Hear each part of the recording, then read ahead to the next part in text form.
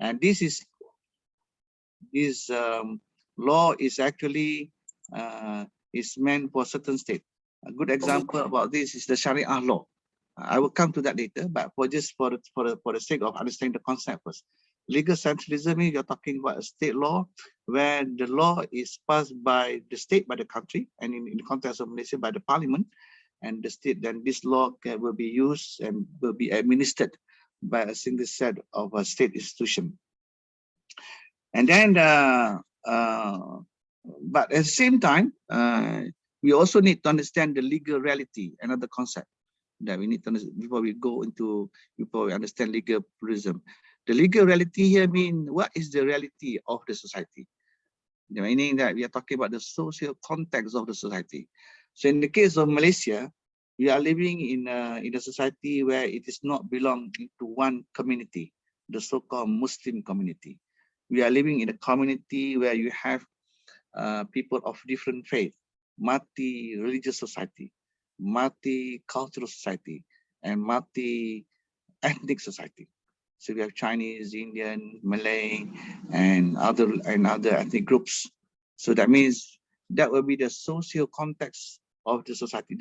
So the reality of the society need to be addressed by the state law. So how are we going to address this society of a different ethnic groups, different religion, different culture, but at the same time we intend to use one law and how to go about it. This, inshallah, will be discussed further when we go to the certain cases.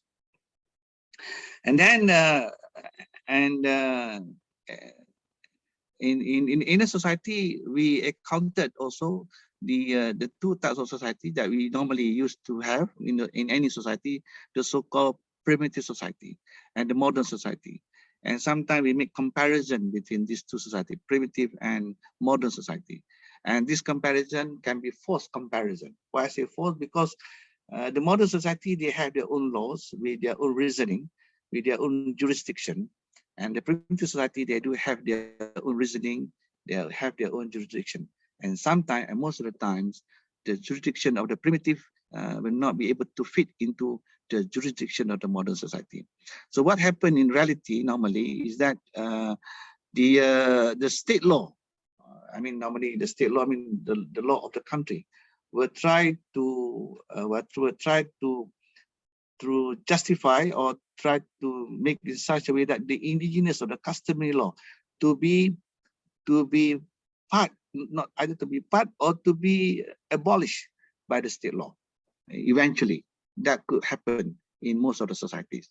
So this is but what I'm trying to say here is, in reality, in a society, these are the three concepts that we need to understand: the legal centralism, the law of the state, the law governed, the law owned by the country, and then we have the reality of the society, where how the state law to be addressed in understanding the social context of the society. At the same time, and they have to deal with the customary law and the modern law, which, if you allow me to use the word, and the customary law will be somehow or other to be abolished eventually, or maybe to be modified a bit, and it has to be classified within the law of the state rather than the law of the primitive community. Okay, let's move on to I'm trying to move to the next slide.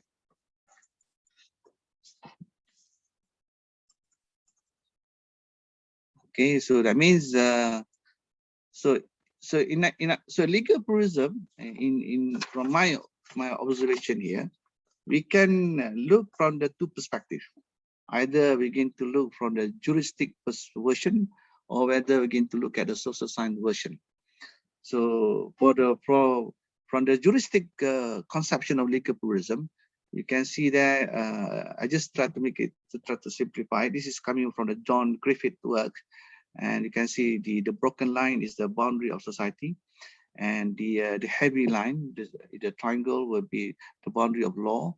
And in that triangle, you have state legal system equal to the legal order of society. And then A and B, there will be another society, and they have their own social structure. And this A and B can be applying the customary law. So what we are trying to say here is that in this particular, if we try to understand the law within this juristic conception, that means the law, the expectation of the society is more than what is required by the law. Meaning this is a very weak kind of understanding the legal system. So that means it is based on the idea that law, the legal plurality occurs when the state orders different bodies of law for different groups. That means the society, in the case of Malaysia, for example, we are living in a multi-ethnic society.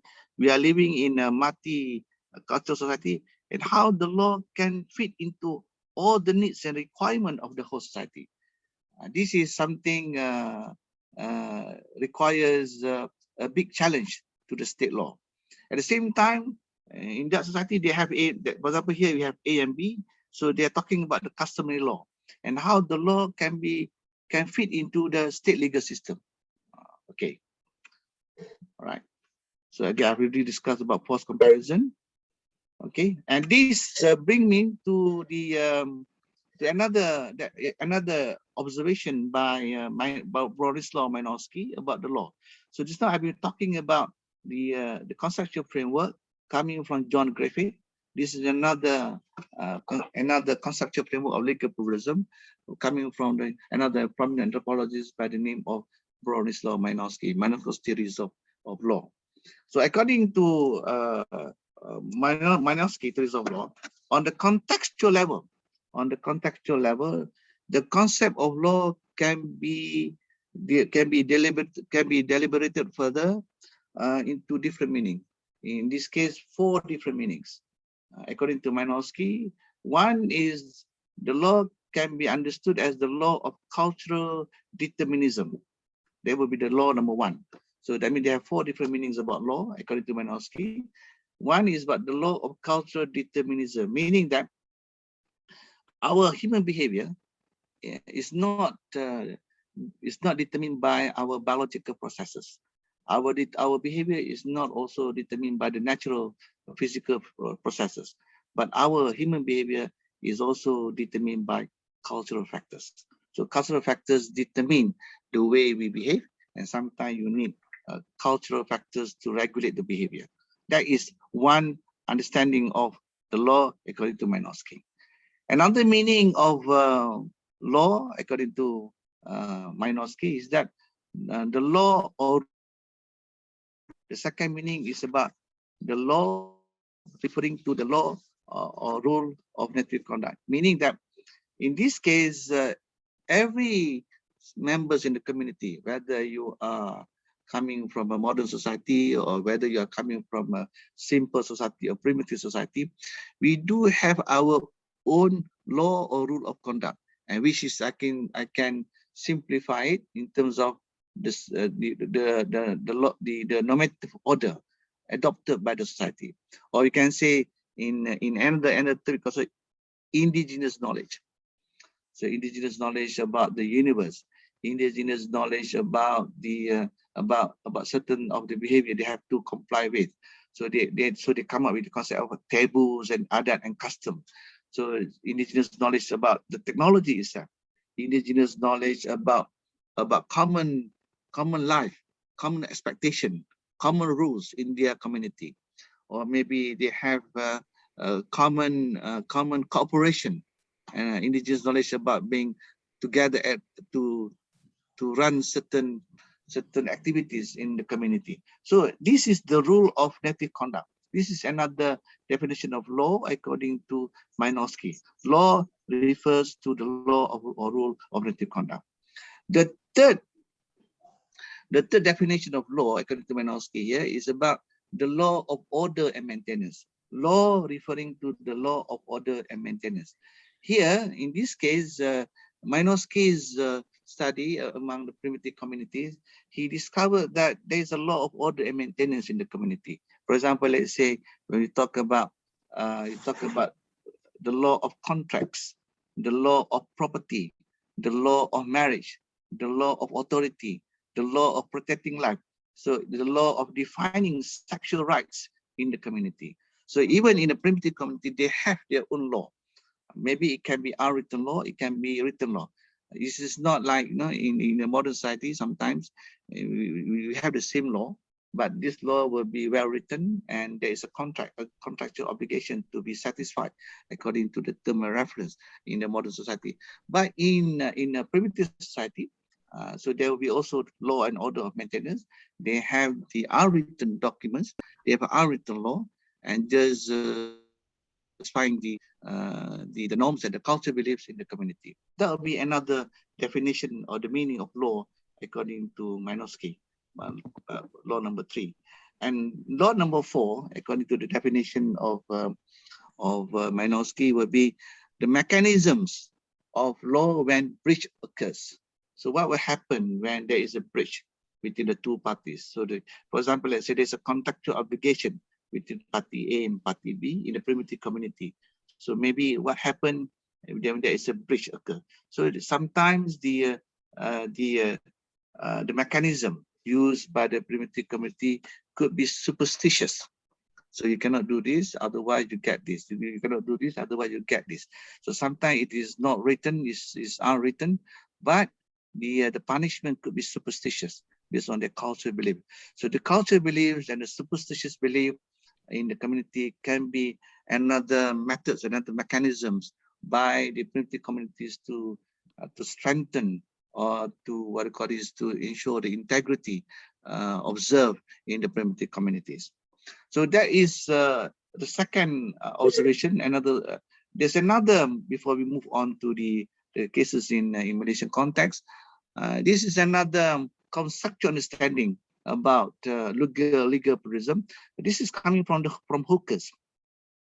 Hookers in this case talk about what we call is three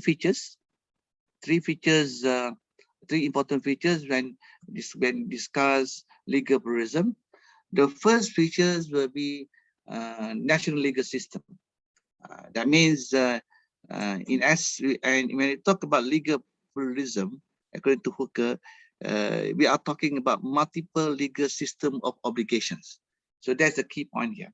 So to Hooker, legal pluralism refers to multiple legal system of obligations, meaning you're talking, that means you are going to satisfy what are the multiple legal system obligation here. You're talking about three important features. What are the three important features that we are referring to here? Meaning, for example, let's say the first is the national legal system. The national legal system means is a politically superior to the extent of being able to abolish the indigenous system, meaning that it's just like a state law. In any country, they have a state law, and the state law is the law of the country, is the supreme law of the country. Whatever other laws which is not within the state, the indigenous law or the customary law, this law considered as subordinate, and because they have the law of the country, and this become the supreme law of the land, and they classify as a national legal system where everybody, the citizens of the country, the citizens of that particular state, will have to comply with this national legal system. So you are going to follow one law according to the state. The second characteristics observed by Hooker in defining legal pluralism is the class of obligation. Class obligation means there is a common behavior observed by two laws. For example, let's say you have a law, customary law, and then you have a law of national law governed by the state. So there's a class obligation. Which law is going to supersede? That means either the national legal system or the customary law. In this particular case, according to Hooker, the national legal system will supersede the jurisdiction of the customary law. This happened later on. You can see in the context of Malaysia, we have two courts here. In Malaysia, we have civil court, which is governed by Malaysian Federal Constitution, which is the law is passed by the Parliament. At the same time, you also have the law by the state, the Sharia law, which is governed by the state, or in Malaysia we call negeri. So this law, when there is a common factor observed by the two courts.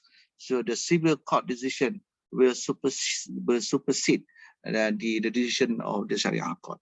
So inshallah, I will give you some example later when we come to the point which I'm going to discuss later. And finally, the third characteristics is about the indigenous system. In any description and analysis of the indigenous system, the classification used will be those of the national system, meaning that in these the third important features here, as mentioned by Hooker, whenever let's say indigenous customary law, the terms used in the customary law will be reclassified according to the term used in the national legal system. This is a definition, or I could say observation made by Hooker in understanding legal pluralism. So I've given, inshallah, so far Hooker's, John Griffith, and also ideas coming from Brownislaw, Minorski. Okay, next. Now we are coming to our big question. Because we are talking about legal pluralism in Malaysia. Legal pluralism in Malaysia means where to begin.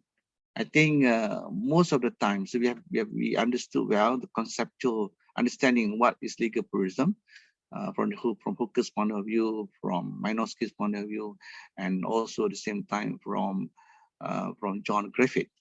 But next question, now we are coming to the Malaysian context, and it is this is very much related to the topic today, given by the department, by anthropology department from Universitas Pelajaran Bandung, Pluralisme Hukum di Malaysia.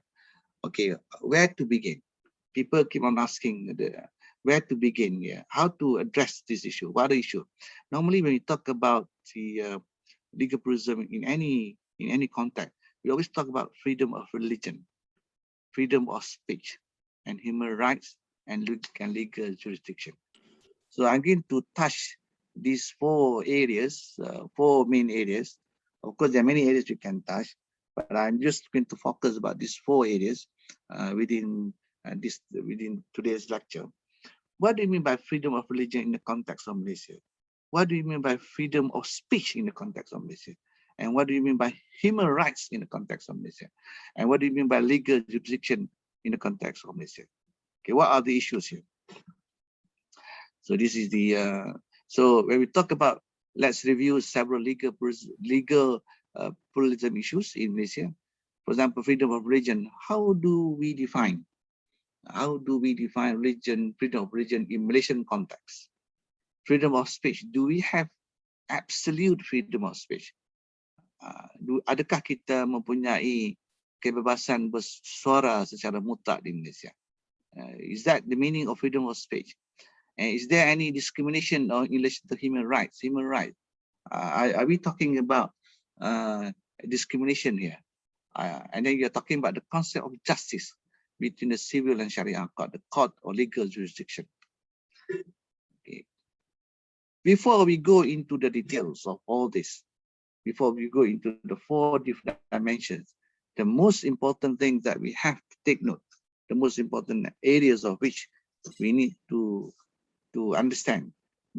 We need, before we address all this issue, the first thing of any country that you want to examine, we must understand the political system of the country.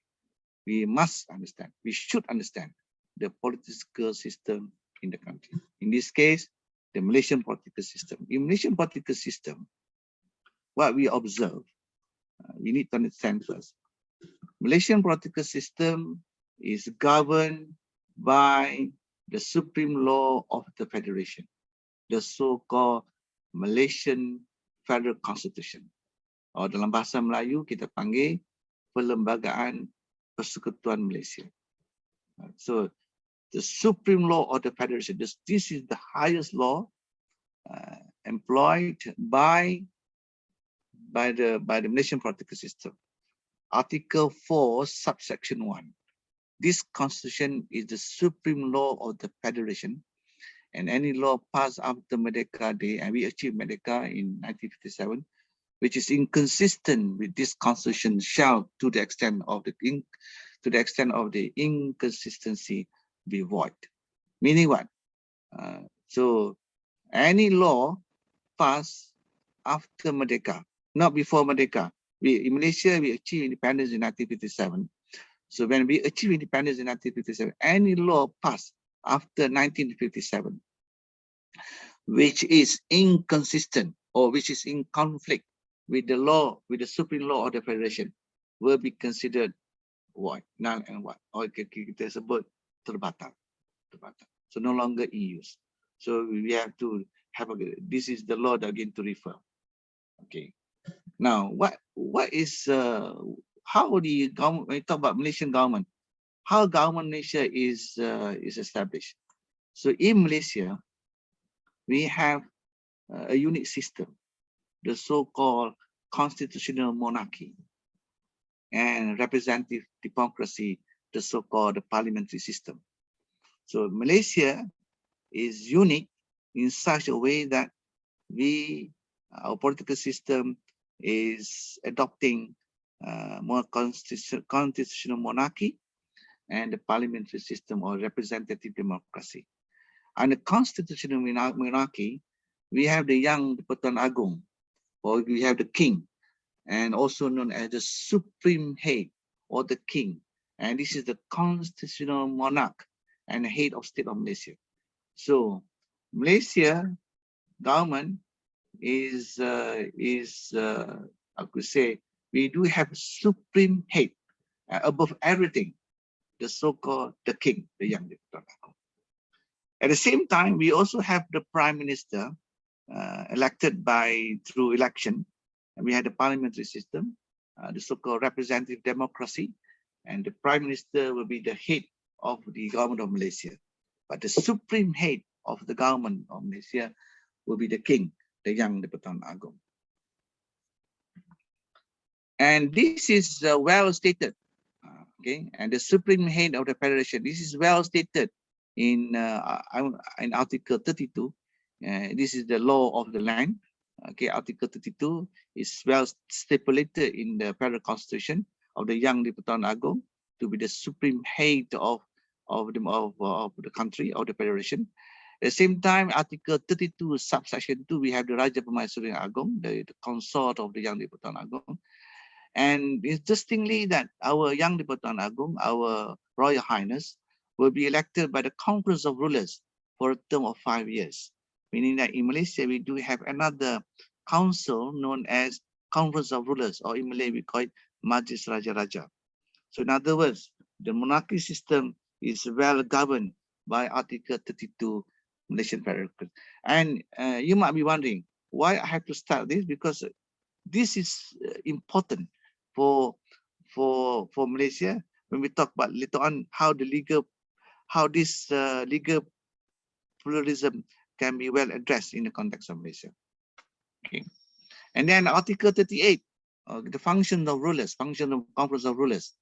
Okay, so this is article, the Majlis Raja-Raja or Conference of Rulers is well stipulated in Article 38, subsection 1, and also Article 38, subsection 4. Okay, you see that? If you allow me to read, no law directly affecting the privileges, position, honors, or dignities of the rulers shall be passed without the consent of the Conference of Rulers. So you see, any law needs some kind of consent from the Majlis Raja-Raja. So the role of the king, the role of the Royal Highness is important in our monarchy system. And then the Conference of Rulers also needs to be there to protect the Article 153. Inshallah, I will talk more about 153 later. Okay. Okay, this is Article 41. There's another thing. I'm talking about the role of the Yang di-Pertuan Agong, the monarchy system. Article 41 of the Malaysian Federal Constitution shall be the supreme commander of the armed forces of the Federation. So here, the Yang di-Pertuan Agong is not only the supreme head of the government of Malaysia, but it's the supreme commander of the armed forces of the Federation. Meaning what? Meaning that if, meaning that when, for example, let's say when the parliament is dissolved for election, and the government is dissolved for the election, who is in power? Okay, and the person in power when the parliament is dissolved is only one person. That is the Royal Highness, the Yang Di-Pertuan Agong. The Yang Di-Pertuan Agong will be the person left to be in power when the parliament is dissolved. But at the same time, what is so special about being in power when the parliament is dissolved? There will be no way for other forces to take over the country, because at the same time, the Yang Di-Pertuan Agong is also the supreme commander of the armed forces of the Federation. So if anybody go against the Yang Di-Pertuan Agong after the parliament is dissolved, you can be charged under Section 121 Penal Code. The case of, there was a time in the case, long time ago, many years ago, there was a case of Al-Ma'una, a group of I could say Islamic movement then, and they formed a group called Al-Ma'una, and they went against the Yang Di-Pertuan Agong, and it was charged under Section 121 Penal Code Malaysia, and the punishment is death penalty or life imprisonment. So that is what I'm trying to say here is the Yang Di-Pertuan Agong is not just the supreme head of the government of Malaysia, but at the same time, he is also the supreme commander of the armed forces of the Federation. Okay, and Article 44. Okay, this is talking about the democracy, the parliament, constitution of the parliament. So which I already mentioned to you, Malaysian political system is I could say it's a combination of one constitutional monarchy and a parliamentary system, and it's well stipulated again in the article of the Malaysian Federal Constitution. Okay, all right. This is the one which I mentioned just now to you all about the punishment as the result for going against the Yang Di-Pertuan Agong will be punished with that or imprisonment upon life. This is Section 121 Penal Code Malaysia. Okay. Now, okay, so I already mentioned to you all about the 4 issues when we talk about legal pluralism. We always talk about freedom of religion. We talk about freedom of speech.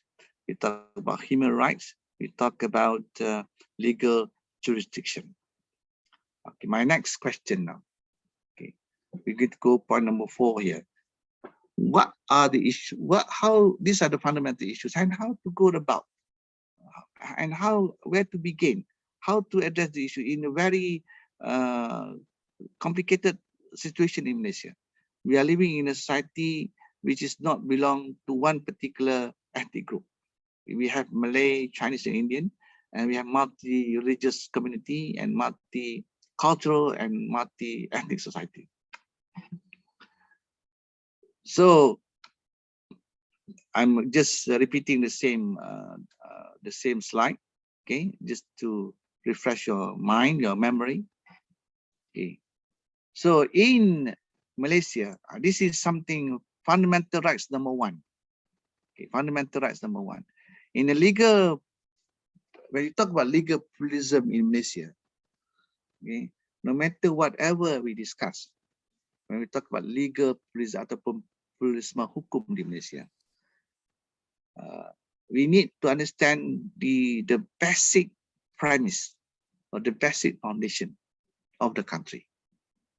That's why when you read articles later on about Malaysia, as most of people did not pick up these issues. The most important issues in Malaysia is Article 3 of the Malaysian Federation. The religion in Article 3 is stated clearly about religion of the Federation. It is unique about Malaysia that in the Malaysian Federation Constitution ataupun Perlembagaan Persekutuan Malaysia, the supreme law of the land, is stated clearly Article 3, the religion of the federation. It says, Article 3, subsection 1, Islam is the religion of the federation. Islam is the religion of the federation, but other religions may be practiced in peace and harmony in any part of the federation. What does it mean by this particular clause, this particular article? It means that even though you don't declare Malaysia as an Islamic state, whether Malaysia is a secular state or Islamic state, is really totally immaterial. Why I say so? Because it's stated clearly in the federation that Islam is the religion of the federation. Meaning, because there is a word Islam is the religion of federation, you can have Azlan in Malaysia. You can have an institution to be named after Islam. University Islam Antarabangsa Malaysia. The word Islam is stated that University Islam Antarabangsa Malaysia. But because that is constitutional, and because of that, Islam is the law of the land. It's the law, it's the religion of the federation. That means anything that against the Sharia will not be recognized. Example, LGBT will not be recognized. Okay? Because it against the fundamental of the human rights as far as religion is concerned. Same-sex marriage will not be recognized. Okay. Sharia banking can go ahead? Yes, because it's within the Sharia. Can you establish the religious school? Yes, because it is stated in Article 3. But what about others? You can go ahead. That means this is very much, I could say, inspired and very much inconsistent with our Surah Al-Kafirun. Your religion is your religion. My religion is my religion. But we can go ahead as long as you can practice what you want. But your religion is not the religion of the federation. In the context of Malaysia, Islam is the religion of the federation. It has a great significance. It has a great impact to the whole society of Malaysia. Okay, so anything that you do in the context of Islam in Malaysia, it is constitutional, according to the law of Article 3, subsection 1. Another uniqueness about all these are fundamental. Who will protect this Article 3? Who is the protector of this Article 3? The Royal Highness, the Young Di-Pertuan Agong. That's why I said to you just now, the monarchy system is important in the context of Malaysia because the Young Di-Pertuan Agong is the protector of this Article 3, subsection 1. But you cannot go against the Young Di-Pertuan Agong, because you declare war against the Young Di-Pertuan Agong, you can be punished under Section 121 Penal Code. So meaning that living in a multi-ethnic society, living in a multi-religious society, living in a multi-cultural society, okay, in Malaysia, okay, Islam is the law of the land, is the religion of the land, but other religion can go ahead. You can live in harmony, no problem. Okay. Number 2, second fundamental in Malaysia. This is something unique about Malaysian law. The definition of Malay. So in Malaysia, if you are born to be a Malay, let's say day 1, born, your name is Muhammad, your name is Noor Azlan bin Muhammad Noor. Automatic in Malaysia, being a Malay means you are a Muslim. That is well stated and well stipulated in the Federal Constitution, Article 160. Malay means person who professes the religion of Islam, speaks Malay, and adopting or practicing the Malay custom. These are the 3 common features about being a Malay in Malaysia. And there is no other countries, maybe please correct me if I'm wrong. There's no other country defining their own ethnic group. But in Malaysia, there is a definition. What do you mean being a Malay in Malaysia? Malay in Malaysia means, under Article 160, means automatically you are a Muslim and you speak Malay and you are adopting and practicing the Malay custom. Maybe you say, what is so special about that?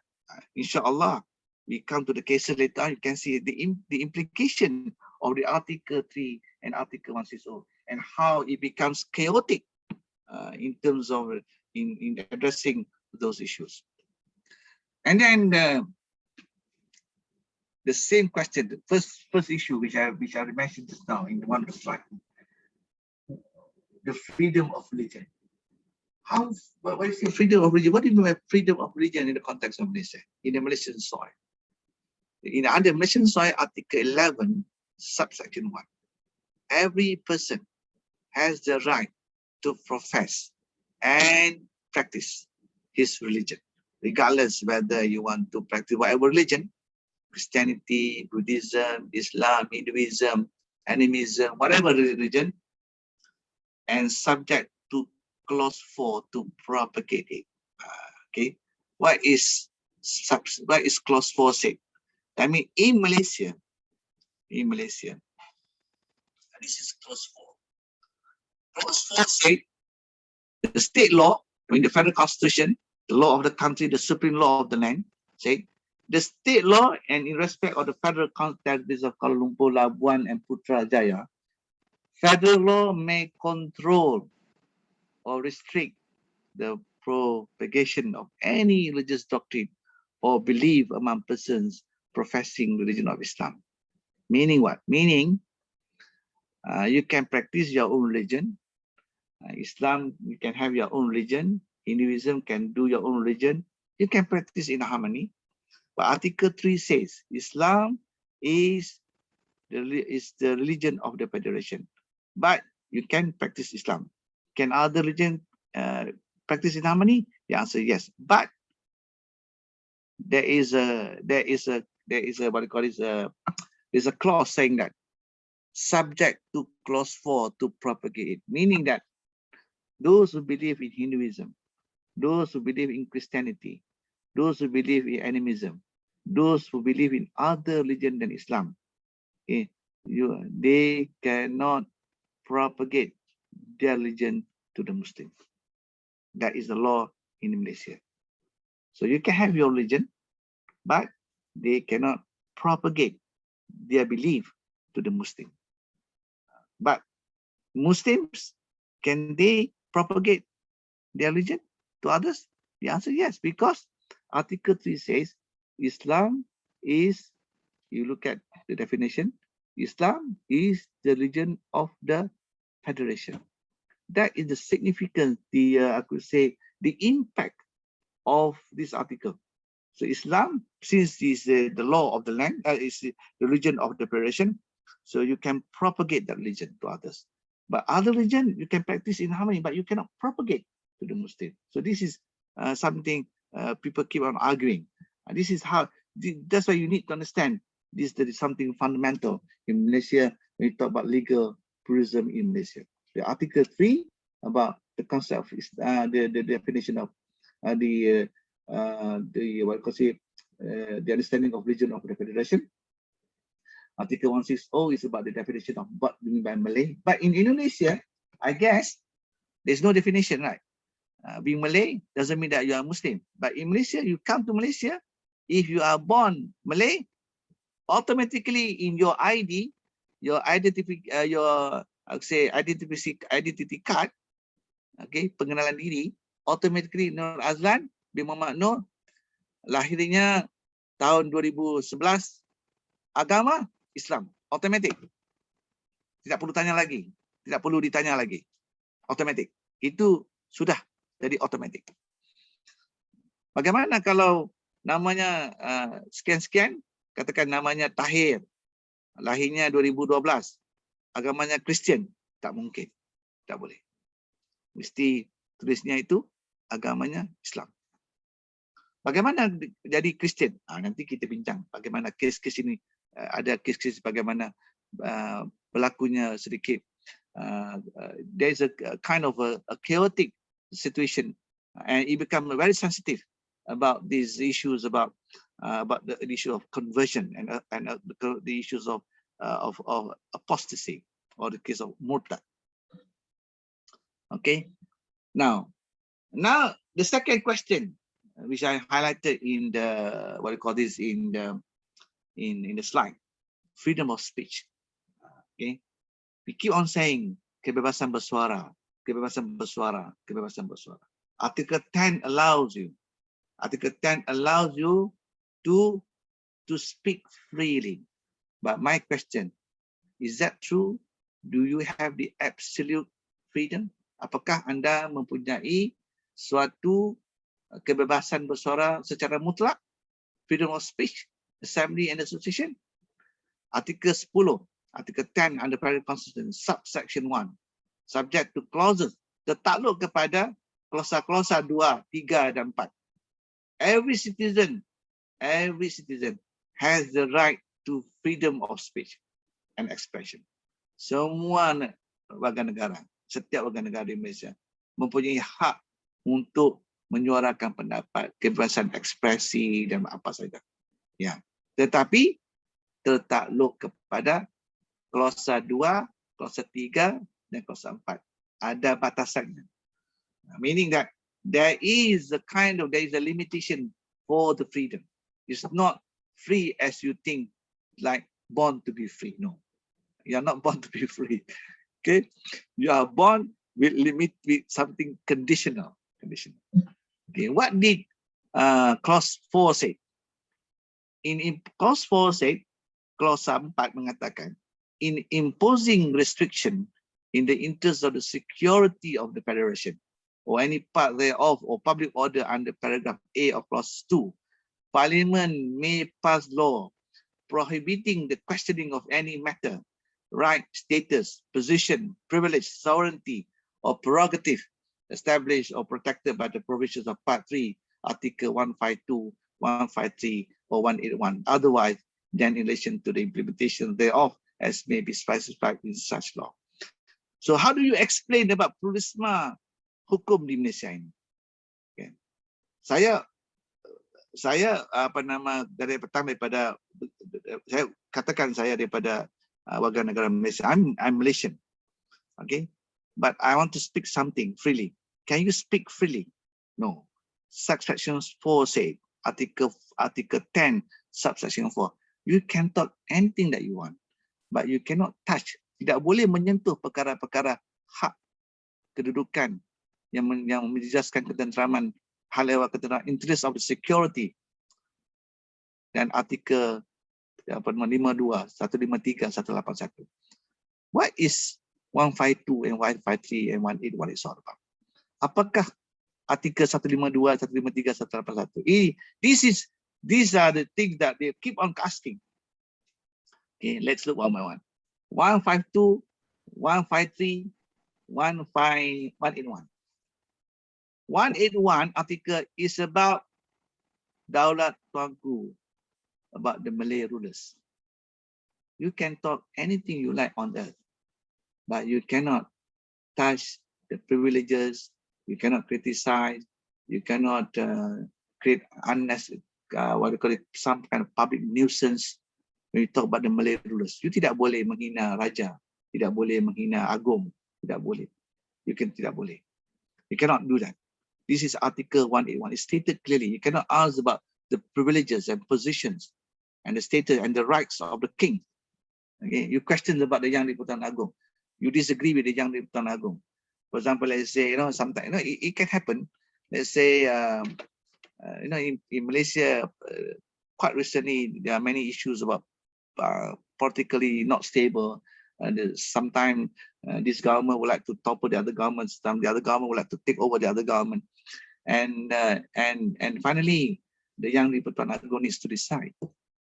So when the Yang di-Pertuan Agong decide that so and so will take over the government, for example, and the Yang di-Pertuan Agong decided not to dissolve the parliament because of the COVID-19 pandemic. It's not good for us to have election now. And you disagree with the Yang di-Pertuan Agong, and you criticize the Yang di-Pertuan Agong. So you can be charged. Okay, you can be charged because you go against the Article 181. Because this is the supreme head of the country. Ia merupakan orang yang tertinggi di negara ini. So you just criticize for the sake of criticism. Hanya membuat satu kritikan, hanya kritik saja. So you can be charged. Anda boleh didakwa. 152. Okay. You are not these are about legal pluralism. There's a limit of speech. You cannot criticize bahasa Malaysia. Cannot. All right. For example, in Malaysia, the official language that we should use is bahasa Malaysia. But other languages can be used. But I said official language, bahasa rasmi. Okay. So bahasa rasmi, official language. When you write something to the government, any government agencies in Malaysia, it has to be in bahasa Malaysia. You're not happy with that.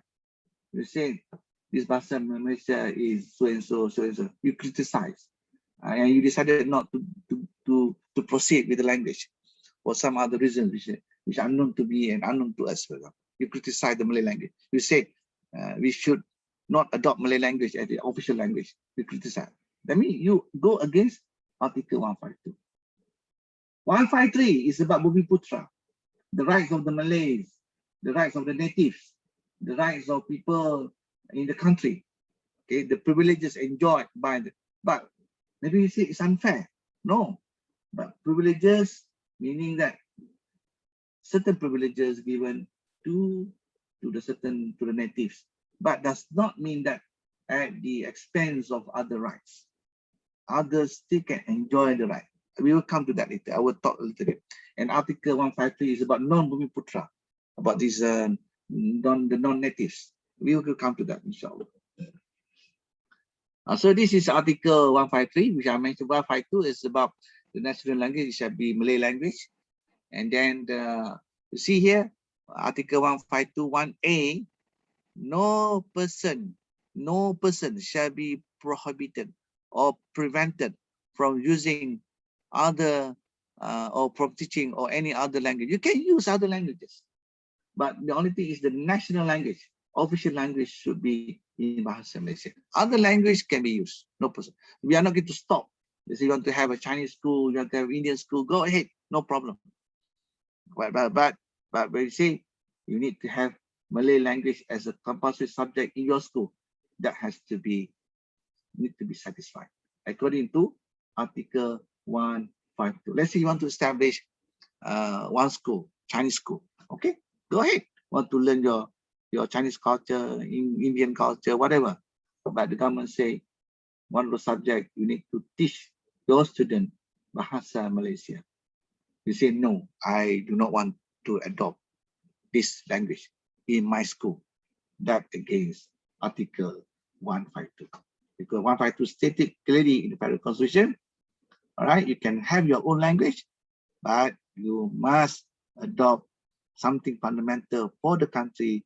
Bahasa Malaysia is the national language of the country. Okay, and then again, you can see Article 152 subsection B. We don't stop you from study other language. You want to study French, German, go ahead. Dutch, go ahead, no problem. But the national language has to be Bahasa Malaysia. So that means this is 152. 153, the Yang di-Pertuan Agong to safeguard the special position of the Malays and the native. So the function of the Yang. That's why you can see in Malaysia, there are things that you can talk about, there are things that you cannot talk about. Okay. So what do you see under 153 here? 153 is about the special position of the Malays. This is something that keep on arguing by many of the Malaysians. Are not happy with this particular article. They have forgotten something. Okay, when we say Article 153 is about special position of the Malays, does not mean that the rights of the Malay will be well protected at the expense of other rights. That is not true. The true picture is this. Article 153, special position of Bumiputras, the Malays and native of Sabah and Sarawak. The Yang di-Pertuan Agong must exercise his constitutional function, and to cut short here, to protect the rights of the Malays, the right of the natives, whatsoever, in all areas, public service, scholarship, financial, business, whatever. But at the same time, 153, also the Yang di-Pertuan Agong will also safeguarding the legitimate interests of other communities in accordance with Article 153. That means 153 covers the special rights of the Malays and the natives of Sabah and Sarawak. But at the same time, the Yang di-Pertuan Agong is also the protector to safeguard the legitimate interests of other communities in accordance with Article 153. So it's fair. I mean, we protect the rights of the Malays and the native because the countries belong to the Malays and the native based on the historical evidence. So then 153 also will make sure that you will get your rights to be well governed and well protected also by the Yang di-Pertuan Agong. Who protect your rights? Who protect in other words, who protect the Malaysian rights? The monarchy system, the Yang di-Pertuan Agong. That is why Malaysia have these two, I could say, a combination of constitutional monarchy and the parliamentary system. All right. So I think I'm not sure about the other countries. I think the way the country is being governed is quite different from Cambodia, Vietnam, Thailand, maybe perhaps in Indonesia. Indonesia, I know it's a Republic of Indonesia, so you have the president as the person to be your source of reference, like the Republic of Singapore. Okay, Singapore also president. Indonesia also president, but Malaysia we don't have president. We have the monarchy system in place.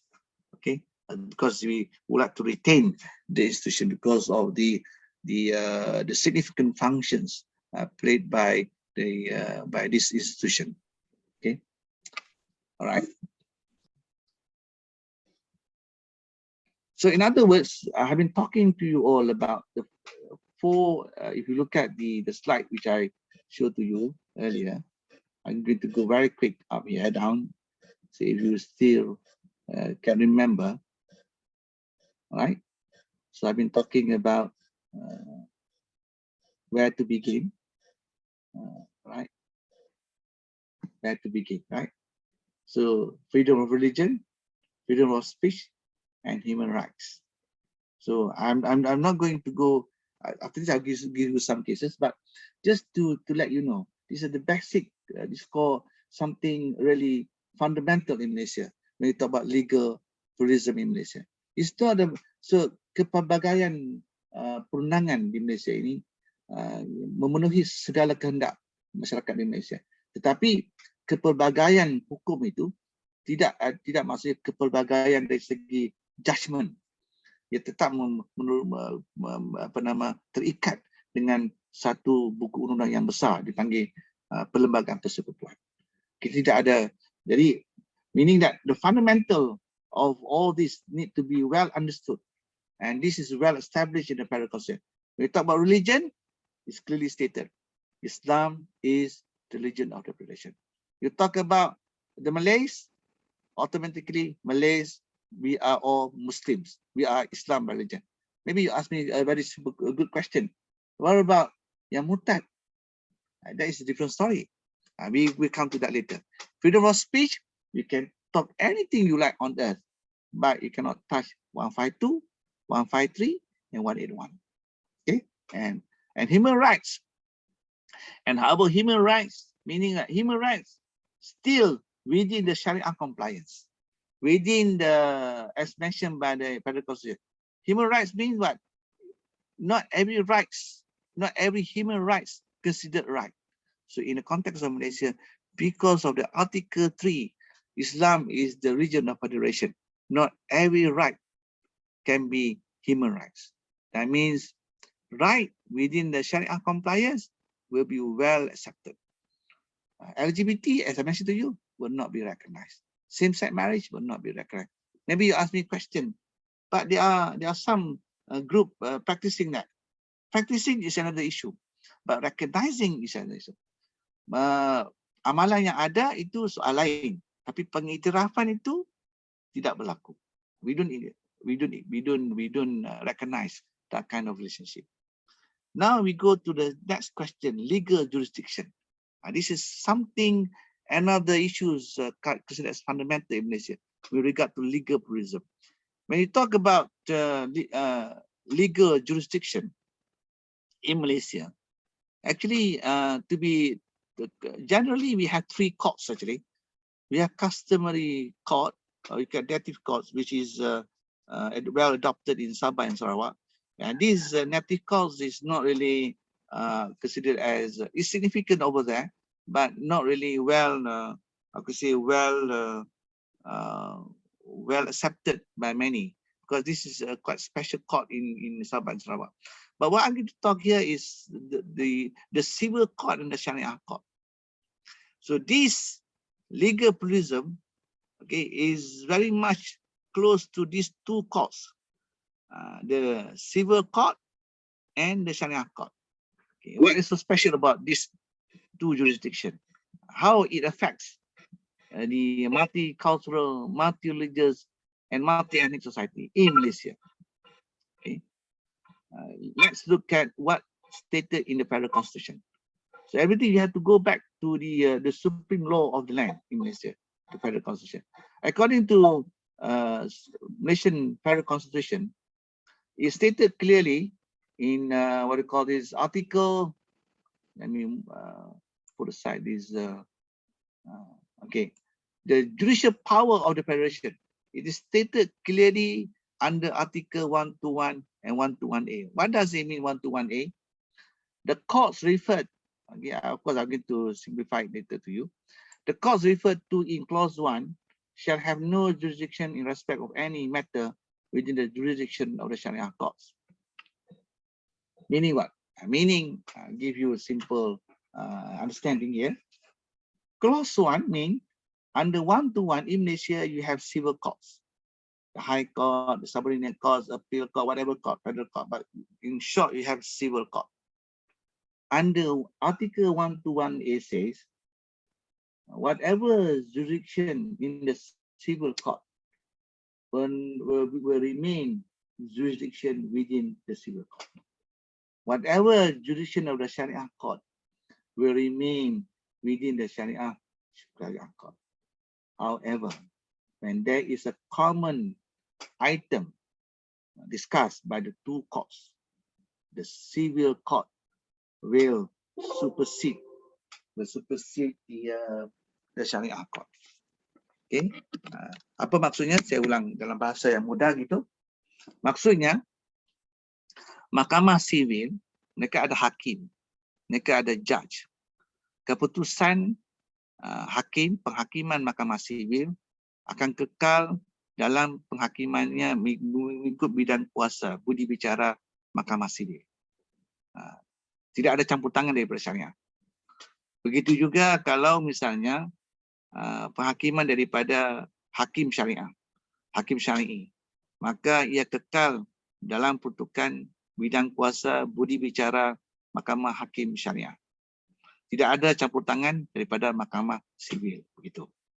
Walau bagaimanapun, jikalau terdapat ada suatu perkara yang menjadi common kepada dua mahkamah, ada satu isu yang menjadi persamaan kepada dua perkara, mana dia juga menjadi kes mahkamah syariah, dia juga boleh jadi mahkamah sivil. Maka dikala itu, mengikut perundangan yang ada, mahkamah sivil, keputusan mahkamah sivil mengatasi mahkamah syariah. Mengatasi mahkamah sivil. Persoalannya, the question now, why? Kerana mahkamah sivil, the civil court jurisdiction is governed by Federal Constitution. Kerana mahkamah sivil dikawaselia oleh perundangan negara, iaitu dipanggil perlembagaan persekutuan. Manakala mahkamah syariah, dia dikawaselia oleh perundangan negeri, bukannya perundangan negara. Oleh kerana itu, perundangan negeri ada batasannya, ada limitasinya berbanding dengan perundangan negara. Itu maksudnya. Karena perundangan negara diluluskan oleh Parlimen. Manakala perundangan negeri diluluskan di Dewan Undangan Negeri, agak kecil lagi, agak kecil, lebih subordinate compared to the Parliament. Itu isunya. Persoalannya, the question now, apakah ia memberi satu kesan besar kepada negara di segi pluralisme hukum? Ada. Apa kesnya? Ini kasus-kasusnya yang boleh saya bicara sedikit.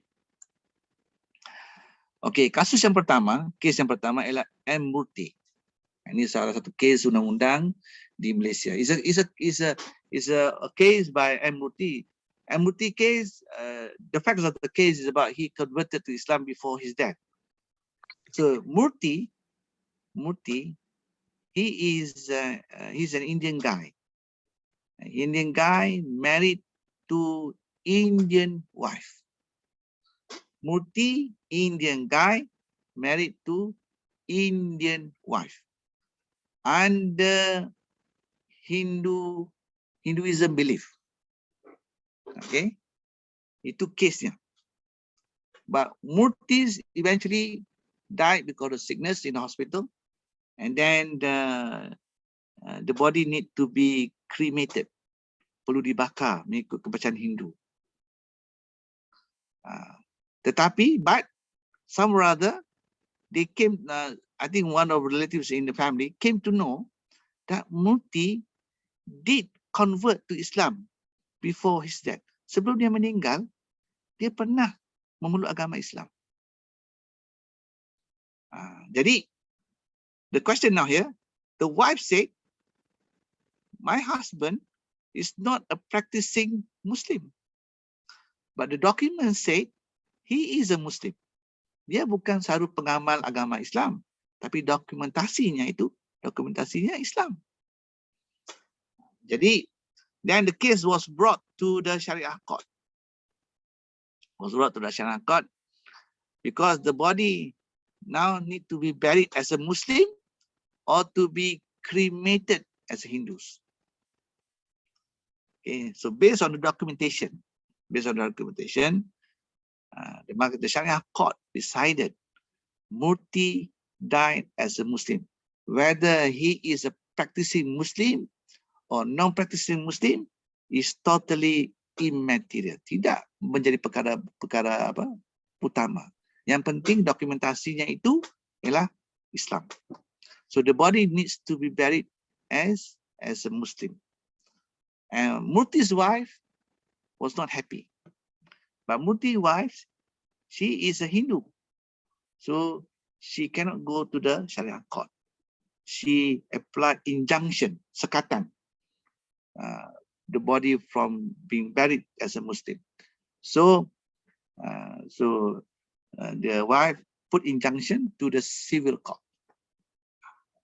So the civil court looked at the case again, and finally, just to cut short the story, the civil court decided that Murty's body need to be buried as a Muslim. That's it. This is very much related to 1211A, which I already mentioned to you. Right? If the civil court decided that Murty's body is Hindu, so the decision of the civil court will supersede the Sharia court. But in this case, based on the documentation given by the religious department to the civil court, so they had to fight in two courts. The Sharia court decided Murty died as Muslim, and what is the civil court? They went to the civil court and they won the case, and Murty's body eventually buried as a Muslim based on the documentation. Whether he is a practicing or non-practicing Muslim is totally immaterial or insignificant. That is Murty's case. You see how there's something fundamental. Article 3, Article 121A come into the picture. Next case, Nyonya Tahir's case. Nyonya Tahir's case, she was born as a Malay.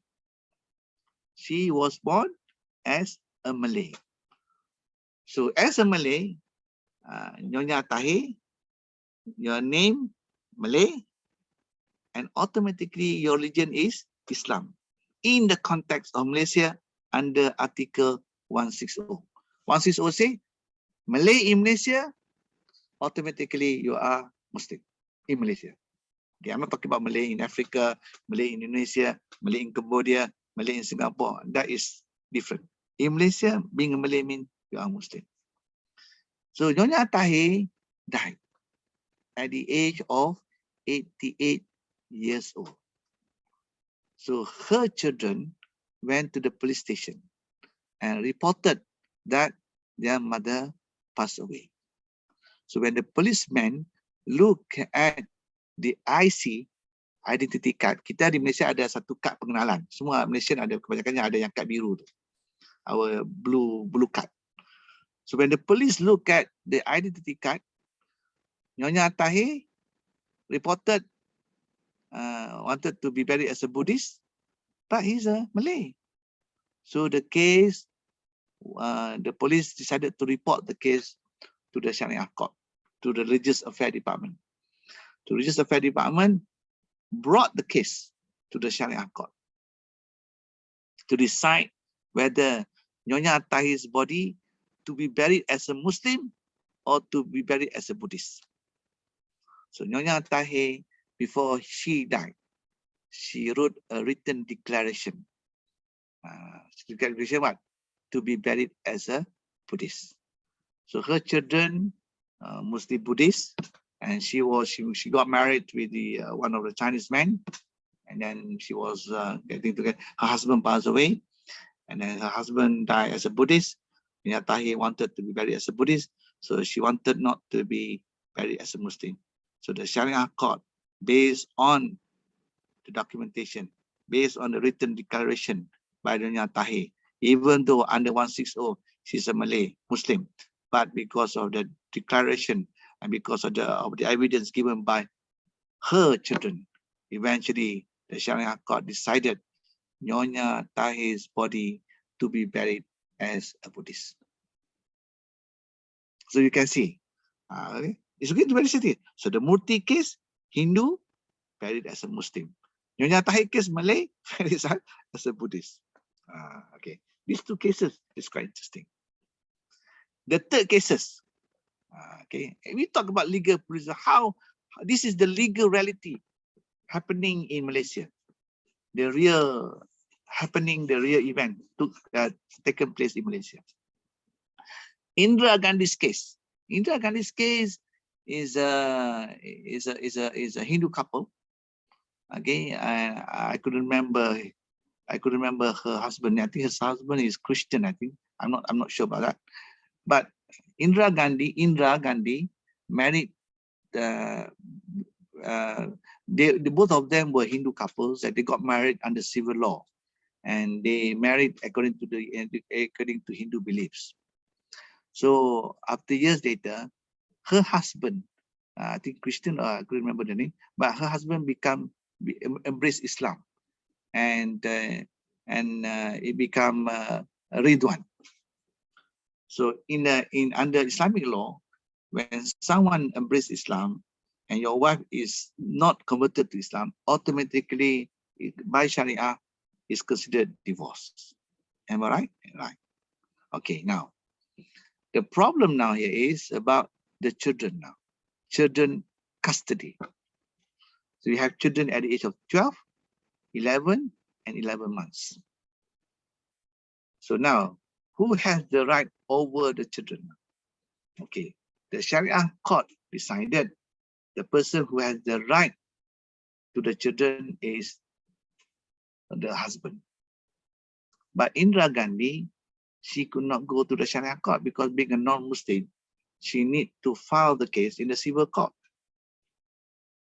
The problem now here is that the civil court has the jurisdiction to deal with the matter. So the father, according to the civil law, you cannot convert their religion at a very young age. So your children cannot be converted to Islam until they reach at the age of 21 years old. They what called the age of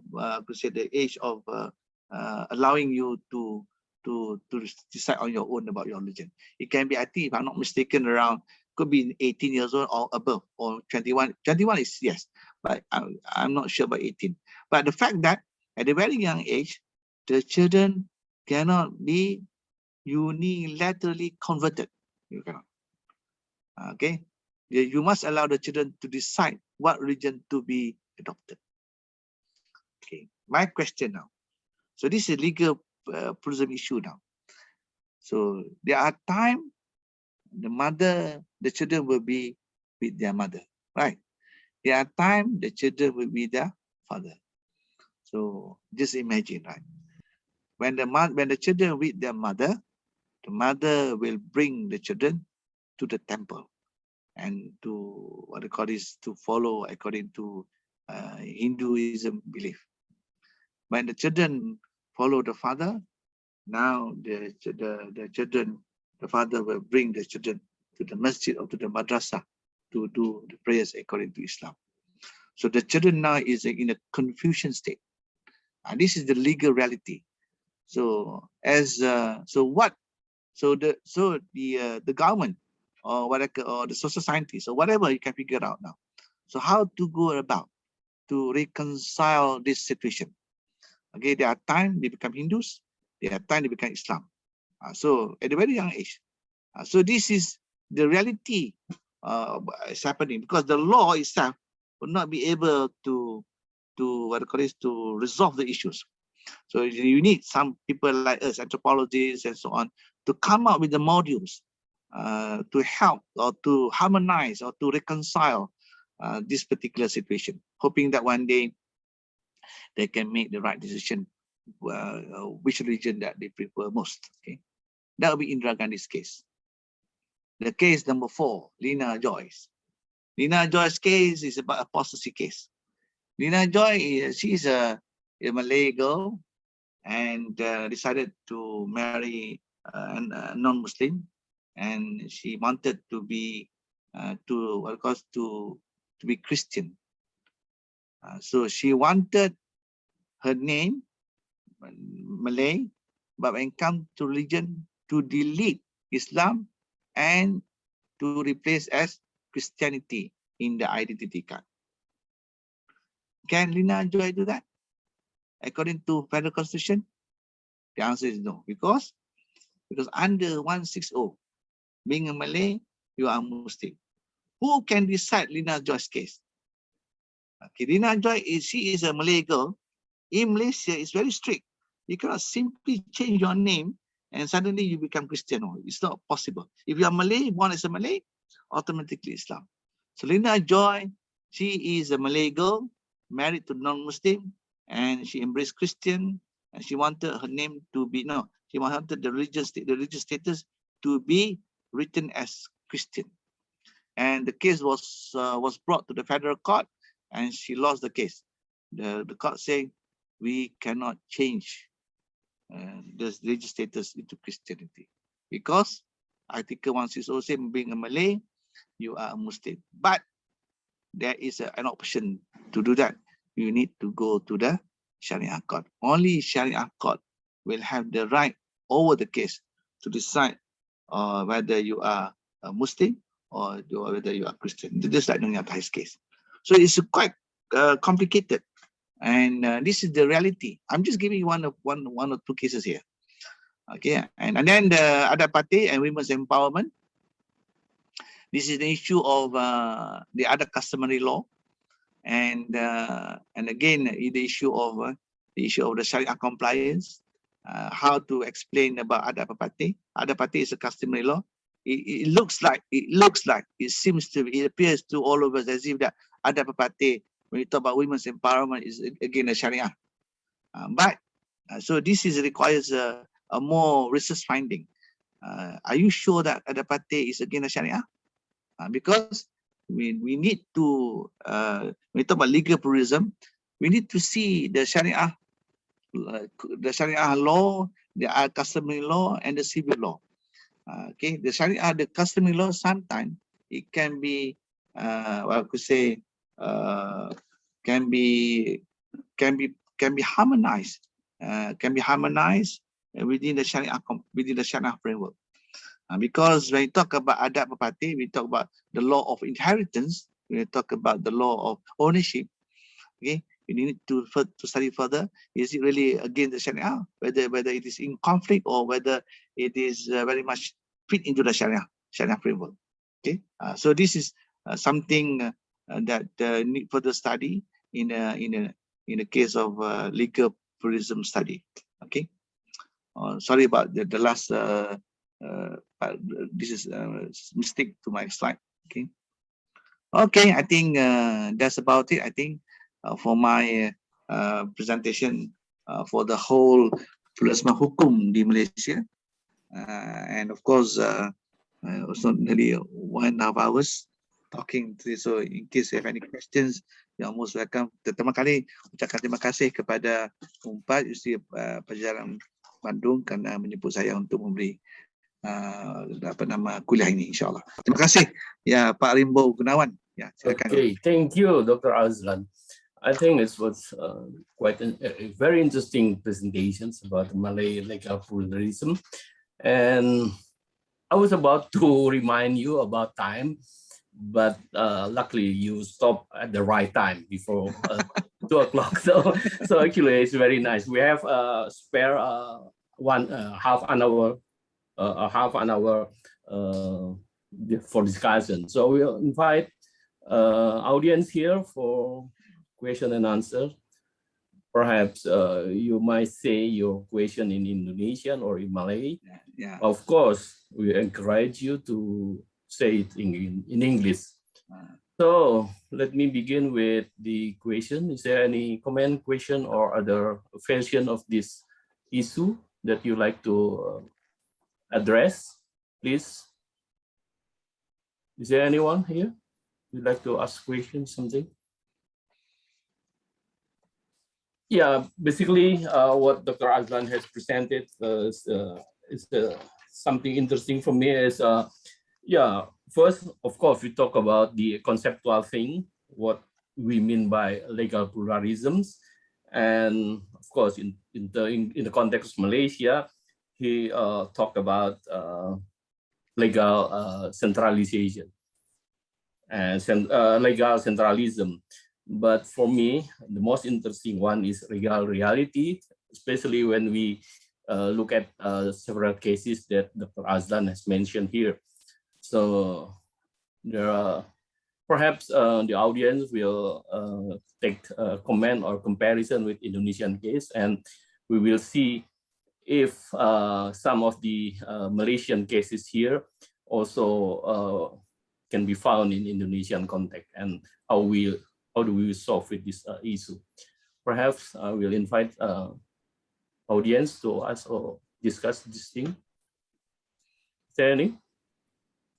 I do have a question, please. Okay. Please, Anin, Dito. Ya, boleh aja dalam bahasa Melayu atau bahasa Indonesia, boleh aja. I think she has a good English here. Oh, no, sir. No, thank you. Okay. Thank you. All right. So what if ethnically or culturally you identify as a Malay, as in your family is a Malay and you speak the language and everything, but you don't practice Islam? What do you then consider that as?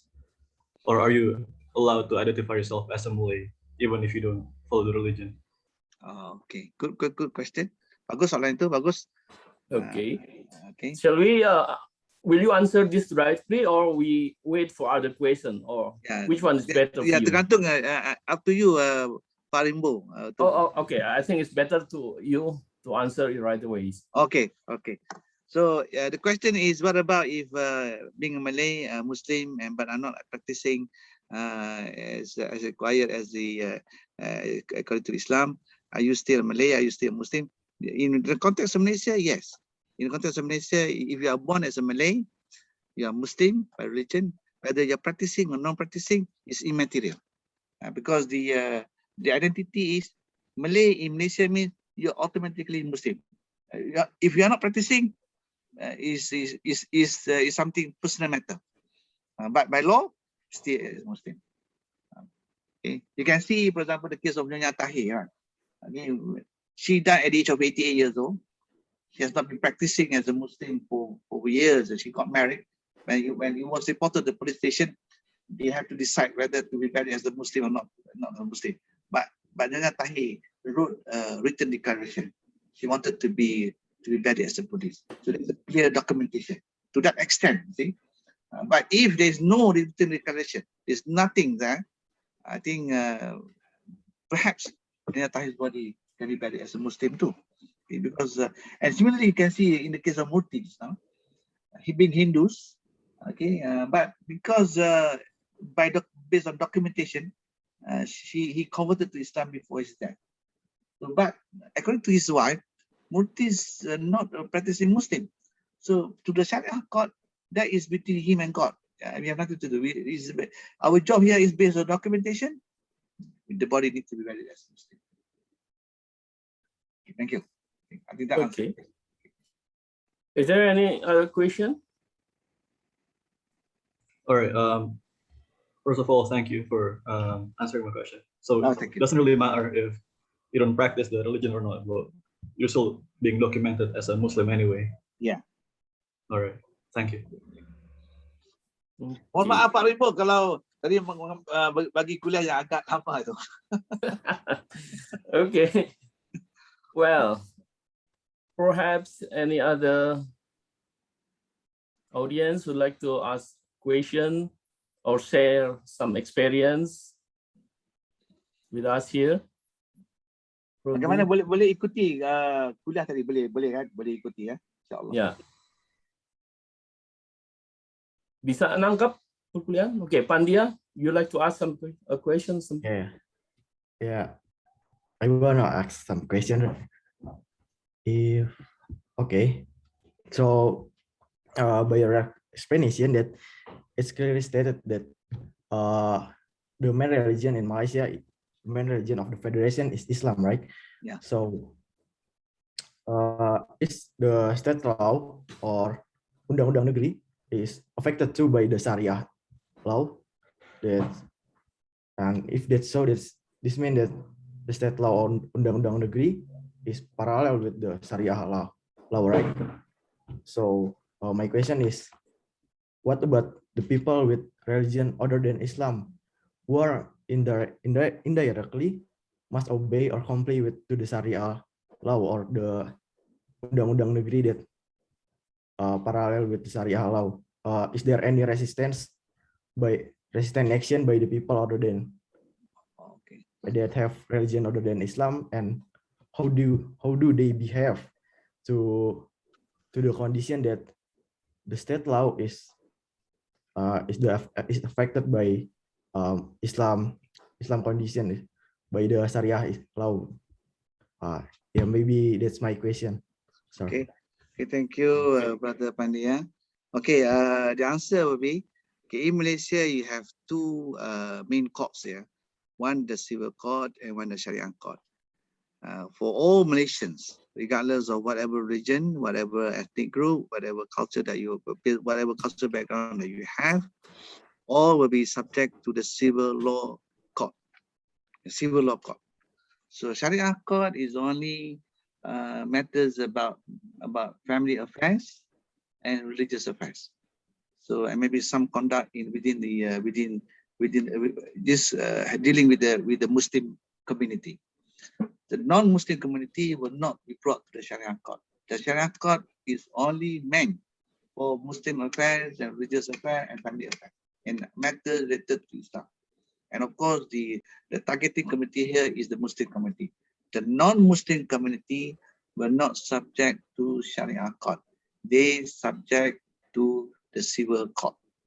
Okay, so all Malaysians in the country, they'll be following the Malaysian Federal Constitution, and there are other laws within the civil code, the penal code, and whatever, the law of contracts, law of criminal law. There are many laws, but the Sharia is not meant for that.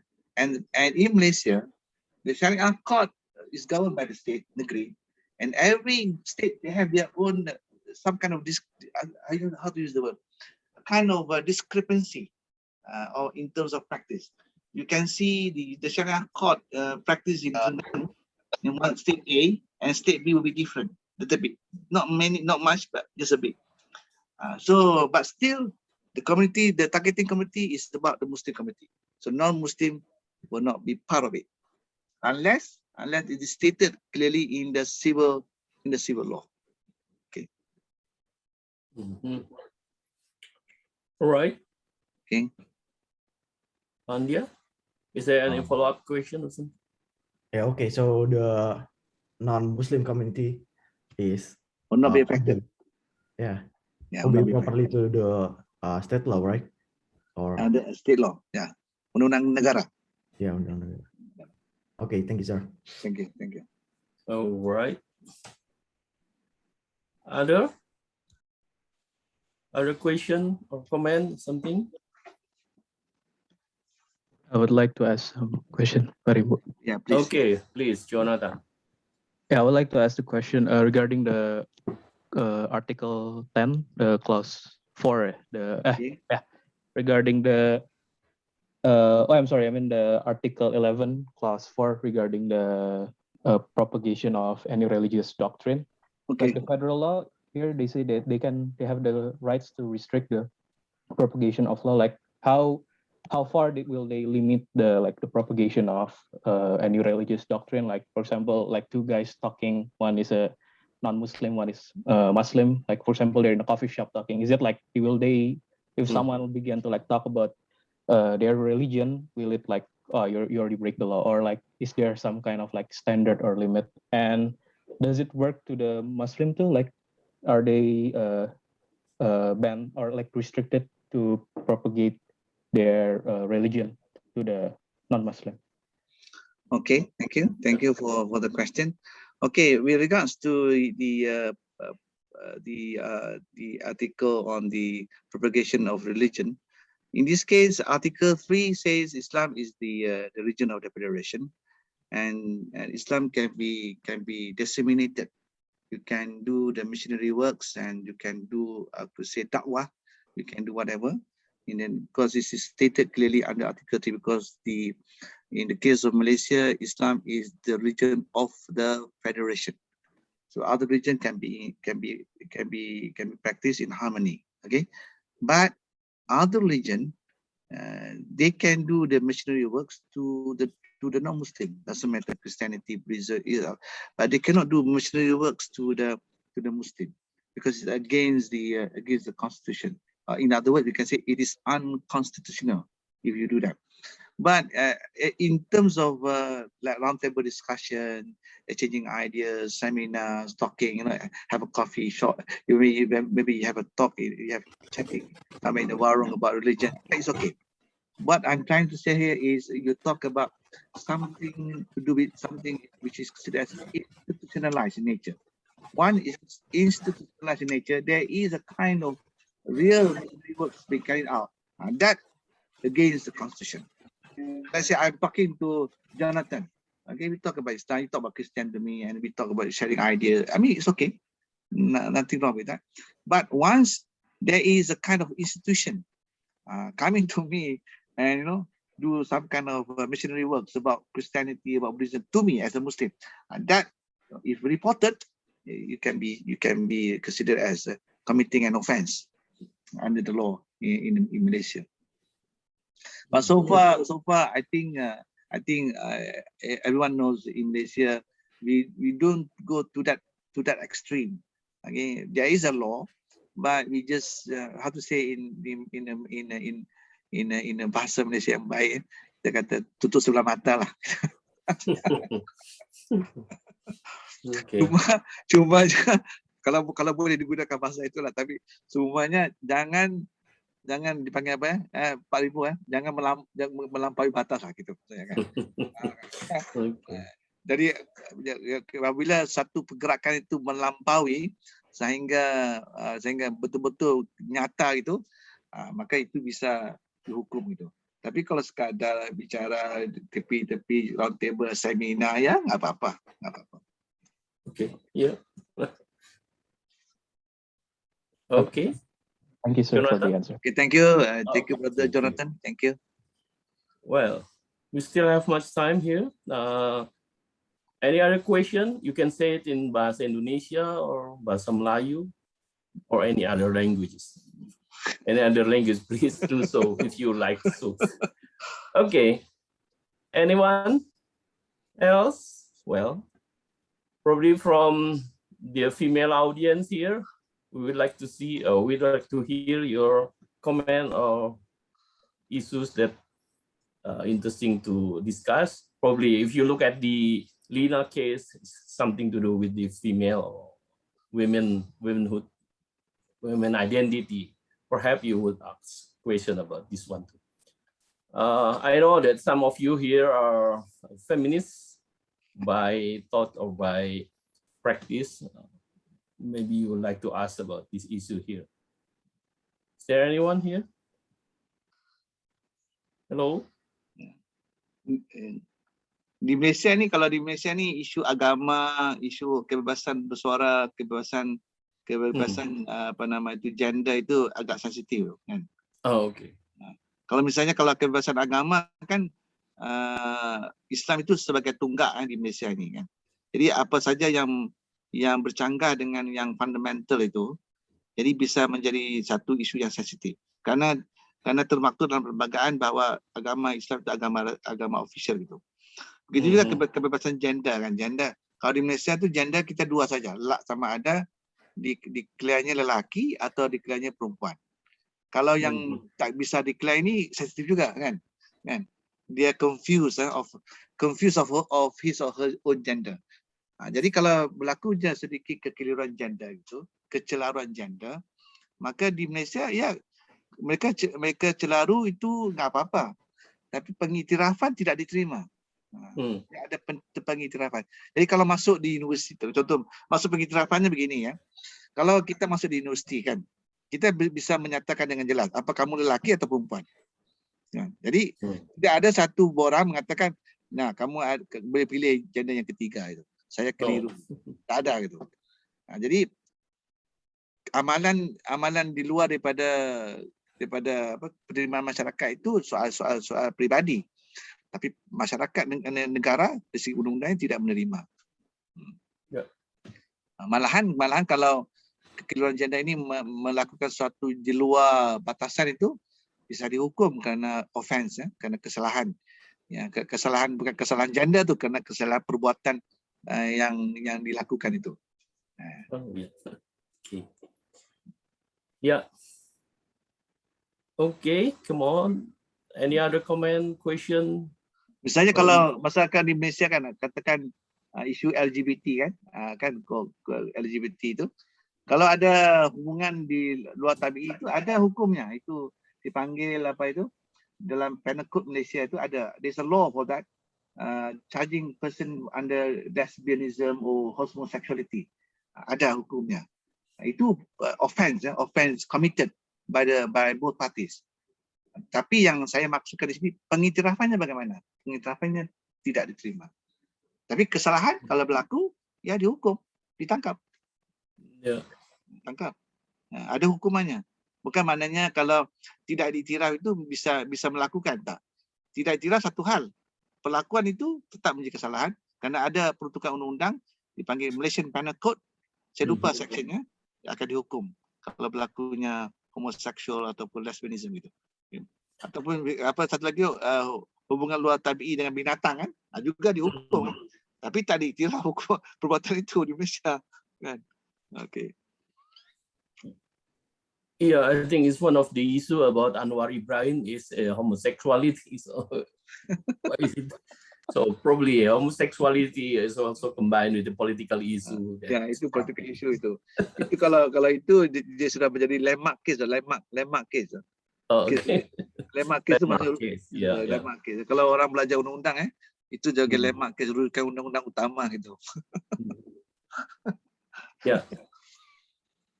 Okay, probably Pak Jun or other faculty member here. I saw Ibu Erna, Ibu Rini, probably Ibu Rini Sumarwoto. You met him in Kent, probably, Dr. Azlan.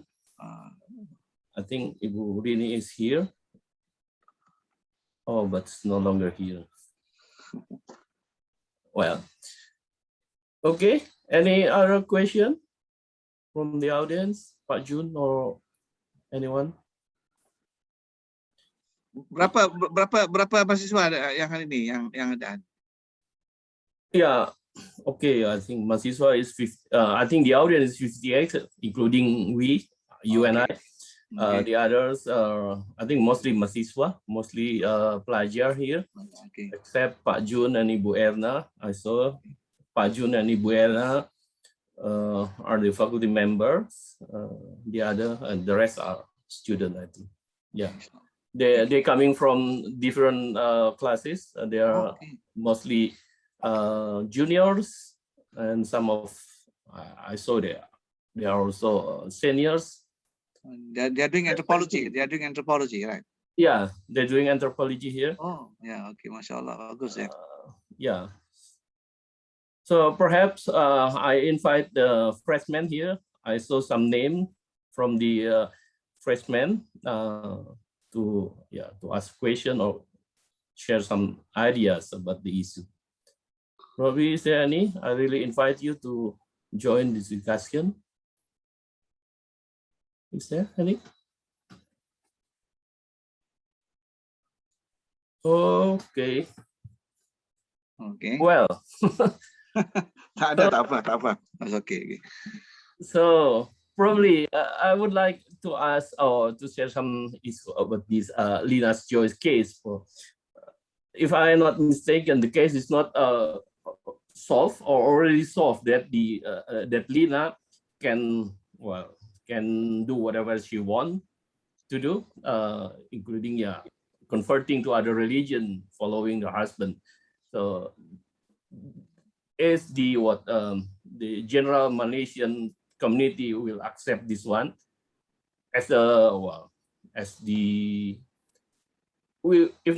if we talk about in terms of community, I think the reality could be different. Community will accept this one, but then the legal standing of the people in front or before the state will different.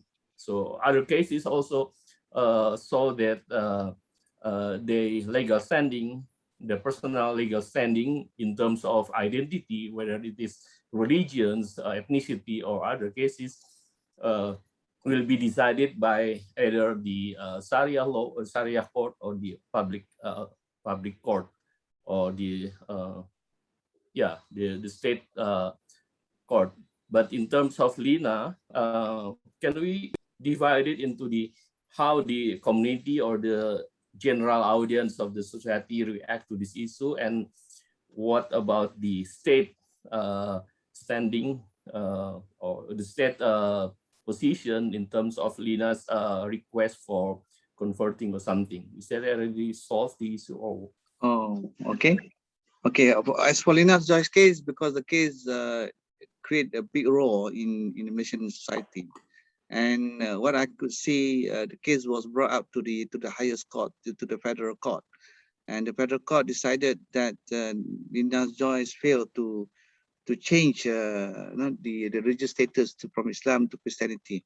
So as far as Lina's Joyce's case is concerned, so it remains. You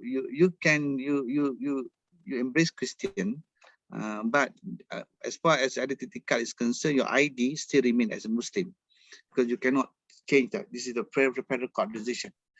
Because according to the federal court decision, Article 3 says, an article on say kebebasan agama, itu kebebasan beragama tidak bermakna kebebasan untuk menukar agama.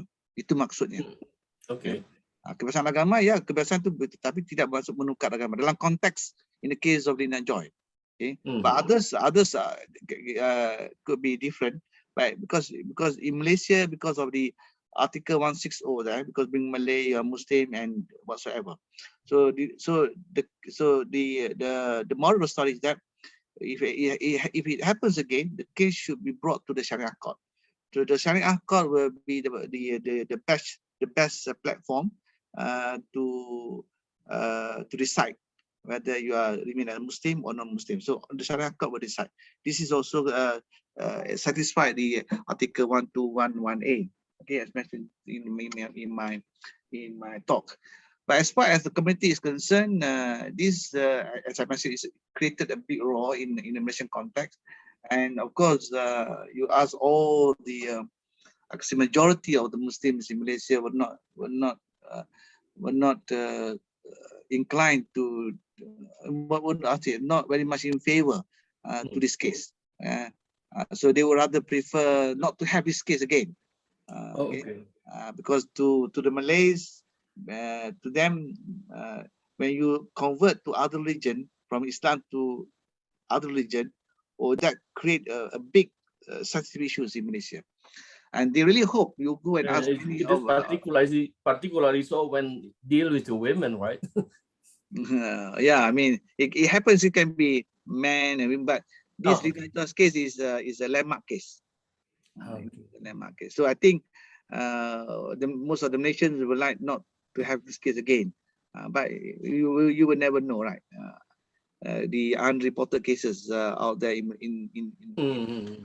so these are reported cases, but there are many unreported cases we never know in Malaysia. They just convert religion and that's it, right? Okay, just never inform. As mentioned by our brother just now, that you can be Malay, you can be Islam on your ID, but as far as practicing, maybe you're not Muslim, you're not even a Malay, you're adopting another way of life and totally different from Islam, but on record, you're still Muslim. Okay, yeah. What if you, let's say, if the intermarriage between and among religions, let's say the women Muslim or female Muslim marries to other religious believer, and it is also what? It is recognized by the state, or like in Indonesia, some of the Indonesian would go to abroad and then do their marriage in other countries, and then they will back to the countries as a regular Indonesian.